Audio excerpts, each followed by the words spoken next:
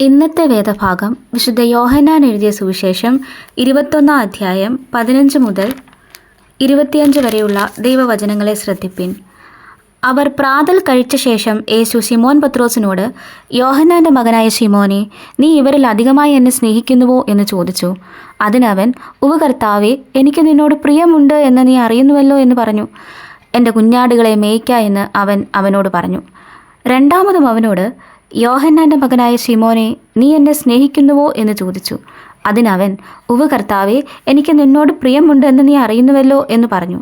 എൻ്റെ ആടുകളെ പാലിക്ക എന്ന് അവൻ അവനോട് പറഞ്ഞു. മൂന്നാമതും അവനോട്, യോഹന്നാൻ്റെ മകനായ ശിമോനെ, നിനക്കെന്നോട് പ്രിയമുണ്ടോ എന്ന് ചോദിച്ചു. എന്നോട് പ്രിയമുണ്ടോ എന്ന് മൂന്നാമതും ചോദിക്കയാൽ പത്രോസ് ദുഃഖിച്ചു.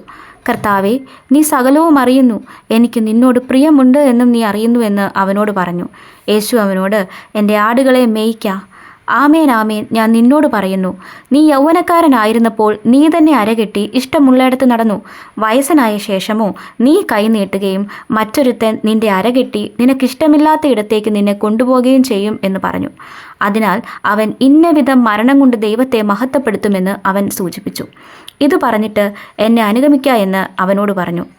പത്രോസ് തിരിഞ്ഞ് യേശു സ്നേഹിച്ച ശിഷ്യൻ പിൻചെല്ലുന്നത് കണ്ടു. അത്താഴത്തിൽ അവൻ്റെ നെഞ്ചോട് ചാഞ്ഞുകൊണ്ട്, കർത്താവെ, നിന്നെ കാണിച്ചു കൊടുക്കുന്നവൻ ആരെന്ന് ചോദിച്ചത് ഇവൻ തന്നെ. അവനെ പത്രോസ് കണ്ടിട്ട്, കർത്താവെ, ഇവൻ എന്ത് ഭവിക്കും എന്ന് യേശുവിനോട് ചോദിച്ചു.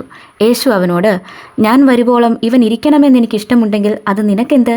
നീ എന്നെ അനുഗമിക്ക എന്ന് പറഞ്ഞു. ആകയാൽ ആ ശിഷ്യൻ മരിക്കയില്ല എന്നൊരു ശ്രുതി സഹോദരന്മാരുടെ ഇടയിൽ പരന്നു. യേശുവോ, അവൻ മരിക്കയില്ല എന്നല്ല, ഞാൻ വരുവോളം ഇവൻ ഇരിക്കണമെന്ന് എനിക്കിഷ്ടമുണ്ടെങ്കിൽ അത് നിനക്കെന്ത് എന്നത്രേ അവനോട് പറഞ്ഞത്. ഈ ശിഷ്യൻ ഇതിനെക്കുറിച്ച് സാക്ഷ്യം പറയുന്നവനും ഇത് എഴുതിയവനുമാകുന്നു. അവൻ്റെ സാക്ഷ്യം സത്യമെന്ന് ഞങ്ങൾ അറിയുന്നു. യേശു ചെയ്തത് മറ്റ് പലതുമുണ്ട്. അത് ഓരോന്നായി എഴുതിയാൽ എഴുതിയ പുസ്തകങ്ങൾ ലോകത്തിൽ തന്നെയും ഒതുങ്ങുകയില്ല എന്ന് ഞാൻ നിരൂപിക്കുന്നു. ഈ വചനങ്ങളാൽ ദൈവം നമ്മെ ഏവരെയും അനുഗ്രഹിക്കുമാറാകട്ടെ.